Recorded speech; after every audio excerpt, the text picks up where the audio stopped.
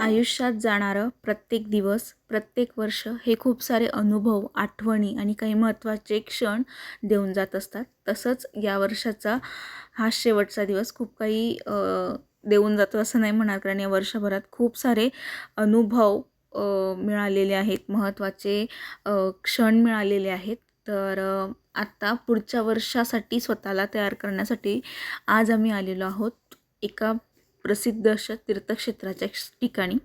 तर नमस्कार मंडळी, मी प्रियांका पुन्हा एकदा तुम्हा सगळ्यांचं आपल्या चॅनलवर अगदी मनापासून स्वागत करते आहे. कसे आहात? मजेत असाल, तब्येत ठणठणीत असेल अशी मी आशा करते. तर आम्ही आज आलेलो आहोत महादेवांच्या मंदिरात. जळगाव जिल्ह्यामध्ये, जळगाव जिल्ह्यापासून साधारणतः 35 किलोमीटरच्या अंतरावर एक रामेश्वर म्हणून तीर्थक्षेत्र आहे. जेवढं प्रयागराज या तीर्थक्षेत्राला महत्त्व आहे, तेवढंच महत्त्व या मंदिराला देण्यात आलेलं आहे.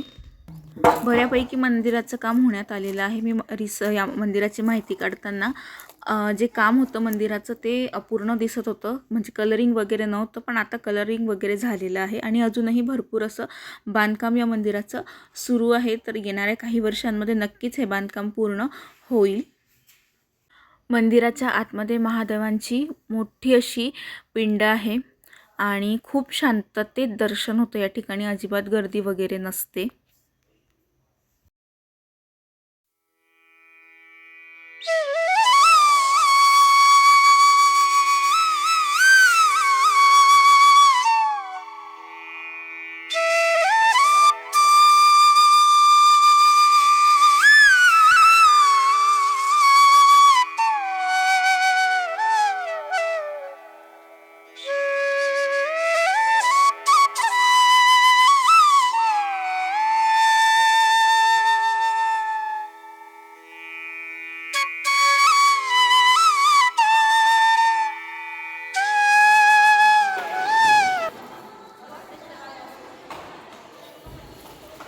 मागितली?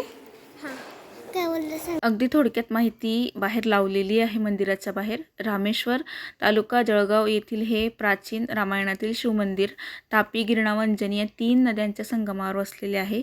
सदर मंदिराचे वैशिष्ट्य असे की या ठिकाणी 2 शिवलिंग आहेत. प्रभू श्री रामचंद्र व श्री लक्ष्मण यांच्या काळातलं हे होतं. 12 लक्ष हजारांपूर्वीचं हे मंदिर आहे. याच ठिकाणी रामायणकाळी ऋषी विश्वकर्मा यांनी गायत्री यज्ञ केला होतात. त्यामुळे हे स्थान खूप पवित्र आहे आणि जसं की मी म्हटले तीर्थक्षेत्र आहे, तर खूप जुनं हे मंदिर आहे. आत्ता निघायची वेळ झालेली, तर कारण एकांताचा एरिया जास्त आहे इकडे, म्हणजे जे नवीन असतील, जे जाणारे असतील त्यांच्यासाठी सांगते. आम्ही पहिल्यांदाच गेलेलो, तर म्हणून आम्ही जास्त उशीर न करता निघालो. एकतर लवकर गेलेलं बरं असतं, आम्हाला लेट झालेलं होतं, त्यामुळे जास्त वेळ आम्ही थांबलो नाही. त्या बाजूला एका बाजूला गिरणा नदी आहे, एका बाजूला अंजनी नदी आहे आणि सुरुवातीला जी मी दाखवली ती तापी नदी आहे. अशा या 3 नदींच्या संगमावर, म्हणजे त्रिवेणी संगमावर हे रामेश्वर मंदिर जे आहे ते वसलेलं आहे आणि खूप सुंदर नजारा असतो या ठिकाणी. नदीत वगैरे पण जाऊ शकतो आपण, पण आम्ही नाही गेलो. मला भीती वाटते ॲक्च्युली, त्याच्यामुळे खूप मस्त वातावरण होतं. अजून जास्त वेळ थांबलो असतो तर कदाचित सनसेट एन्जॉय करता आला असता नदीच्या एक किनाऱ्यावरून, पण नको वाटलं ते, कारण शेत खूप आहे आणि तिकडनं रस्ता आहे.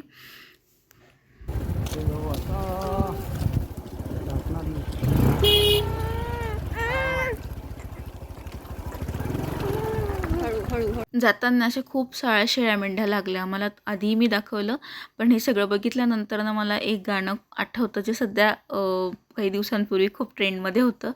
काय सांगू राणी मला गाव सुटना, कसं सांगू राणी मला गाव सुटना.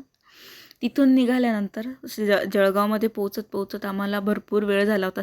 6:15 होण्यात आले होते, 6, 6:15, आणि सनसेटही एन्जॉय करत आम्ही आलो. त्यानंतर 31st होतं. त्यामुळे भरत आणि निधीला नॉनव्हेज खायचं होतं. आधी चिकन ठरलं, मग मासे मी ठरवले, कारण मला खायचं नाही. माझे मार्गशीर्ष अजून संपलेले नाही आहे, उद्यापन राहिलं आहे. त्यामुळे मी सध्या तरी नॉनव्हेज बंदच आहे माझं. या दोघांना म्हटलं ठीक आहे मी बनवून देईल, तर ते मी बनवलं. त्यानंतर निधीसाठी एक टेंट हाऊस मी या ठिकाणी मागवलेलं होतं. म्हटलं नवीन वर्षात तिला काहीतरी आठवण म्हणून द्यावं, तर त्यासाठी हे टेंट हाऊस मी ऑर्डर केलेलं. आणि लकीली ते आदल्या दिवशी टाकलं आणि दुसऱ्या दिवशी लगेच आलं 31ला. तर तेच मी स्वयंपाक केला. तोपर्यंत भरत आणि तिने मिळून जे काही पाईप्स लावायचे होते ते लावलेत. मी फक्त वरतून कव्हर टाकण्यासाठी तिला मदत केली. या जे टेंट हाऊस आहे त्याची एक खास बात अशी की हे युनिकॉर्नचं फक्त ॲमेझॉनला अवेलेबल होतं. बाकी मी खूप ठिकाणी सर्च केलं, मिशो वगैरेला, तर तिथे मला नाही मिळालं. याची प्राईस म्हणाल तर 750 आहे आणि याची लिंक मी खाली डिस्क्रिप्शन बॉक्समध्ये देते आहे. क्वालिटी एक नंबर आलेली आहे. पाईप वगैरेची क्वालिटी म्हणा, हे जे वरतून कव्हर लावलं त्याची पण क्वालिटी खूप छान आहे. स्पेस पण भरपूर आहे. 2 ते 3 बारकी मुलं आरामात यात बसून खेळू शकतात. इवन आम्हीही यात बसून बघितलेलं, तर आरामात हे एकदम छान आहे खेळण्यासाठी. घरातल्या घरात इनडोअर मुलं खेळू शकतात. सध्या निधी टी व्हीशी तिची जास्त कनेक्टिव्हिटी जुळलेली होती. ती मला नको होती, काहीतरी करून मला ते लांब करायचं होतं. त्यामुळे मग म्हटलं की ठीक आहे. आत्ता पुण्याला गेलो होतो तेव्हा ताईकडे हे बघितलं आणि तिला ते आवडलं. मग म्हटलं की ठीक आहे, हिच्यासाठी हे घेऊया. तर खूप छान आलेलं आहे आणि तिला विशेष करून खूप आवडलं. तर एकदम पैसा वसूल असं हे प्रोडक्ट आहे. आणि मुलांना ना हल्ली असे जे खेळणे असतात ना ते खूप आवडतात. आपण लहान होतो तेव्हा असं काही टेंट हाऊस वगैरे नव्हतं, आपण कुठेही भांडी वगैरे खेळायला लागायचो. पण आताच्या मुलांचं तसं नाही आहे. त्यांना मोबाईल वगैरे या सगळ्या गोष्टींमुळे ह्या खेळांपासून ते दूर होत चाललेले आहेत. तर त्याच्यामुळे कसं असे जर काही इनडोअर गेम आपण त्यांना घेऊन दिलेत ना, तर ते ॲटलिस्ट त्याच्यामध्ये तरी कनेक्ट राहतात आणि मोबाईल किंवा टी व्ही यापासून ते दूर राहतात. तर हाच माझा एक प्रयत्न होता की ती एकटी राहते घरामध्ये, म्हणजे एकटी आहे, तिला जोडीला खेळायला कोणी नाही आमच्या दोघांव्यतिरिक्त. तर ह्या गेममध्ये ती अजून इन्वॉल्व होईल. 2 असले तर कधीही चांगलं, पण आमच्याकडे ऑप्शन नसल्यामुळे ठीक आहे, ती एकटी पण बरंच एन्जॉय करते. तर हे प्रोडक्ट तुम्ही घेऊ शकतात. क्वालिटी याची छान आलेली आहे. डोळे बंद करून आपण हे प्रोडक्टवर विश्वास ठेवू शकतो. आणि याला दोघं बाजूने एंट्री आहे. बऱ्याच टेंट हाऊसचं मी बघितलं तर जे मोठं आहे ना इकडच्या बाजूचं, जिथे विंडो दिसते तुम्हाला वरती, त्याच्या खाली एंट्री होती तिकडनं. पण याला एक छोटीशी एंट्री गेट त्यांनी दिलेलं आहे. इकडून पण आहे आणि तिकडून पण एंट्री गेट आहे त्याची. तर छोटंसं आहे याचं एंट्री गेट, खूप असं मोठं नाही, पण ठीक आहे. बारीक व्यक्ती म्हणजे आम्हीसुद्धा त्याच्यामध्ये येऊ जाऊ शकतो. तर एवढं काही ते डिफिकल्ट नाही आहे. आणि आता याच्यामध्ये तिने लाईट आणलेला होता पुण्यावरनं, तो सुद्धा लावला. त्याच्यानंतर एक दुसरा लाईट मी तिला घेऊन दिलेला आहे, तो सुद्धा ती त्यात लावणार आहे. तर ती खुश आहे. तर असा हा 31चा दिवस आमचा गेलेला. आत्ता नवीन वर्षाचा पहिला दिवस. हॅप्पी न्यू इयर तुम्हा सगळ्यांना. इथून नवीन दिवस स्टार्ट झाला म्हणून याचा एक छोटासा व्हिडिओ मी तुमच्याबरोबर शेअर केलेला आहे की मी व्हेज फूडने माझा दिवस स्टार्ट केला आणि मी भरतलाही तेच दिलं. असं ताट वाढून मी सगळ्यात आधी देवाला नैवेद्य दाखवला, कारण पहिला मान देवाचा. त्यासाठी छान मस्त मी आजच्या जेवणात शेवभाजी, गाजराचा हलवा, कोथिंबीर वडी, पापड हे सगळं बनवलेलं होतं.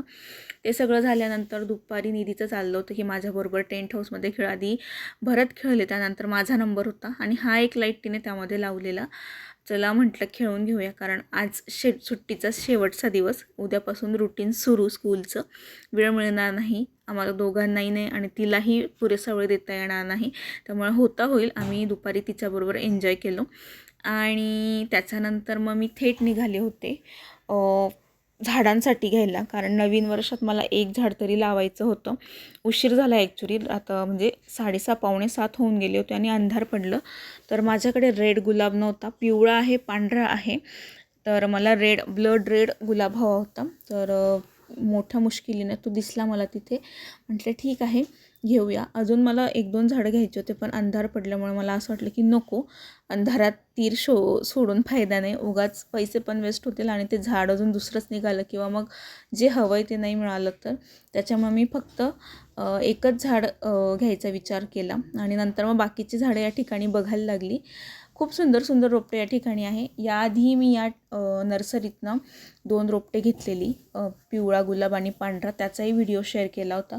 खूप सुंदर रोपटे यांच्याकडे मिळतात. जे कोणी जळगावला राहत असतील ना तर ते यांच्याकडनं रोपटे नक्की घ्या. भुसावळ रस्त्याला म्हणजे इच्छादेवी चौकाच्या पुढे यांची नर्सरी आहे. मला आता एक्झॅक्ट नाव नाही आठवत आहे यांच्या नर्सरीचं. नेक्स्ट टाईम गेली की नाव विचारून सांगेल मी. तर ह्या दादाला म्हटलं की ठीक आहे, मला हा ब्लड रेडच दे. मी खूप सारी म्हणजे अंधारात तुम्ही देत आहात, एकतर त्याला फूल नाही, कळी नाही, घेते तर आहे मी, पण ब्लड रेडच निघेल ना. तर असे खूप सारे प्रश्न विचारून मी हा जो आहे तो गुलाब घेतला.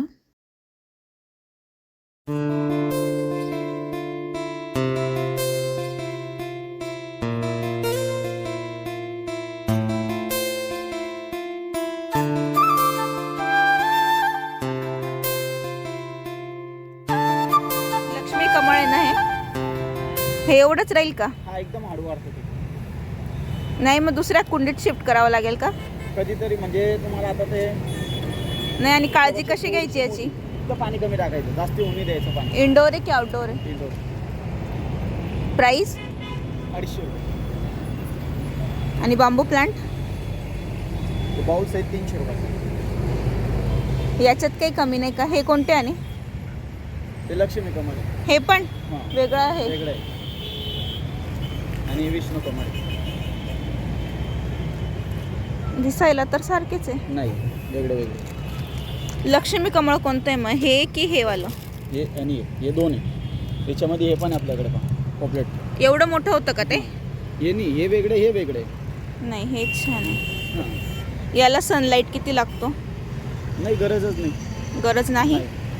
फक्त पाणी कमी टाकायचं बस. काही कमी करा ना याच्यात.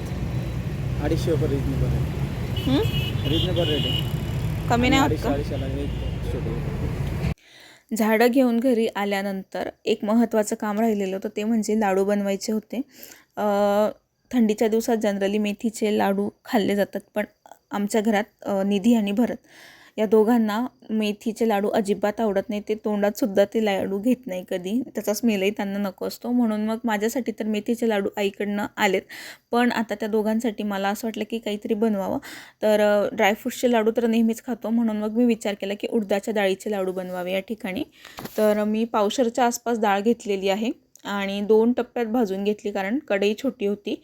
तर थोडीशी ब्राउनिश कलर येईपर्यंत, गोल्डन ब्राऊन कलर येईपर्यंत त्याला भाजून घ्यायचं आहे आणि थंड होऊ द्यायची. संपूर्ण जी डाळ असते ती पांढरी बिना सालीचीच डाळ या ठिकाणी घ्यायची आहे. डाळ थंड झाल्यानंतर मिक्सरमध्ये 2-3 टप्प्यामध्ये ही डाळ दळून घ्यायची. पीठ बनवायचं नाही आहे. आपला बारीक रवा असतो ना, अगदी त्या टेक्स्चरमध्ये आपल्याला ही डाळ दळून घ्यायची असते. जर याचं पीठ बनवलं तर हा जो लाडू असतो तो खाताना टाळूला चिटकतो. त्यामुळे गिरणीतनं वगैरे जर तुम्ही दळून आणत असाल तर तेवढी एक काळजी घ्या. पण शक्यतोवर एवढंसं पावशेर किंवा अर्धा किलोचं बनवायचं असेल तर मला तरी वाटतं की घरीच आपण हे दळून घेतलं पाहिजे. बारीक रव्यासारखं दळून घेतल्यानंतर याच्यामध्ये आपल्याला गूळ टाकायचा आहे. तर कमी जास्त तुमच्या अंदाजानुसार तुम्ही गूळ टाकू शकतात. मला खूप जास्त गोड नको होते, म्हणून मग मी जेवढं बाऊल भरून डाळ घेतली होती त्याचं थोडंसं 1/3 कप 1/3 बाऊल मी गूळ या ठिकाणी कापून टाकलेला आहे. आणि जे रवा पिठासारखं मिश्रण बनवलेलं होतं डाळीचं दळून, त्यातच मी गूळ टाकून पुन्हा फेर करून घेतले 2-3. म्हणजे आपल्याला पाक न करता हे डायरेक्ट त्याच्यात टाकायचं असतं. त्याच्यानंतर याच्यामध्ये खोबऱ्याचा खीस, ड्रायफ्रूट्स बारीक कापलेले आणि वेलची पूड टाकलेली आहे आणि व्यवस्थित असं मिक्स करून घेते आहे. याच्यामध्ये तुम्ही डिंक वगैरे ह्या गोष्टीसुद्धा टाकू शकतात, पण त्या दोघांनी ते दाताला चिटकतं तेही नाही आवडत. त्यामुळे मी होता होईल तेवढे साधे बनवले, पण पूर्णपणे पौष्टिक बनवण्याचा विचार या ठिकाणी केला. त्यानंतर तूप छान गरम करून घेतलं आणि मग जे तूप आहे ते थोडं थोडं करून टाकते. एकदम जर टाकलं तर ते काय होतं, तूप म्हणजे जे लाडू आहे त्यात तुपाचं प्रमाण जास्त झालं तर शेप बिघडतो आणि खातानाही ते चांगलं वाटत नाही. म्हणून मग मी या ठिकाणी थोडं थोडं तूप टाकून घेतलं आहे. तूप जास्त गरम होतं, म्हणून मग आधी चमच्याच्या वगैरे मदतीने ते व्यवस्थित मिक्स करून घ्यायचं. कधीच असं डायरेक्ट हाताने मिक्स नाही करायचं, नाहीतर आपला हात भाजू शकतो. हे संपूर्ण मिश्रण छान कोमट नॉर्मल टेम्परेचरला आल्यानंतर दोघी हातांनी व्यवस्थित मिक्स करून घ्यायचं. म्हणजे तुपामुळे जर गाठी झालेल्या असतील या पिठाच्या याच्यामध्ये तर त्या म्हणजे डाळीच्या जे रवाळ टेक्स्चर बनवलं त्याच्यामध्ये तर त्या निघून जातील. तर व्यवस्थित असं मुठा करून करून पीठ मोकळं करून घ्यायचं आणि त्याच्यानंतर जे आहे ते लाडू बांधायला सुरुवात करायची आहे. सगळ्या प्रकारचे लाडू बांधतो ना अगदी तसेच लाडू बांधायचे आहे. काही कठीण नाही आहे. अगदी अर्ध्या पाऊण तासामध्ये तयार होतात. झटपट हे लाडू बनतात आणि लहान मुलं आवडीने खातात. थंडीच्या दिवसामध्ये तुम्ही हे लाडू आवर्जून त्यांना दिलेच पाहिजेत. ज्यांना मेथीचे लाडू आवडत नाही ना त्यांच्यासाठी एक उत्तम ऑप्शन हे आहेत. याच्यामध्ये शिंगाड्याचं पीठ वगैरे सुद्धा घालतात किंवा या उडद्याच्या डाळीच्या पिठाऐवजी आपण शिंगाड्याच्या पिठाचे सेम असे लाडू बनवू शकतात. फक्त चवीचा फरक होतो. हेही लाडू फार छान लागतात. तर आता हा एक लाडू इथे बनलेला आहे आणि सक्सेसफुल झाला. माझा पहिला प्रयत्न होता. बाकीचेही लाडू मी या ठिकाणी बनवून घेतलेले आहेत. तर हे एवढे झाले. पहिला प्रयत्न होता म्हणून मी कमी डाळीचे बनवले. आता त्यांना आवडल्यानंतर बाकीचे अजून मी बनवेल आणि तेही दाखवेल तुम्हाला. तर आता माझ्याकडे दुसरा डबा अवेलेबल नाही म्हणून हा एक प्लास्टिकचा डबा होता. तो स्वच्छ धुवून घेतला, पुसून घेतलेला आहे आणि त्याच्यातच मी हे जे लाडू आहे ते ठेवते आहे. एअरटाईट कंटेनरमध्ये ठेवायचे आहे. हवेशीर ठेवायचे, आपल्याला फ्रीज वगैरेमध्ये ठेवायची गरज नाही. थंडीच्या दिवसात वातावरण सगळीकडेच थंड असतं त्यामुळे त्यांना असं जपावं लागेल असं जास्त काही नसतं.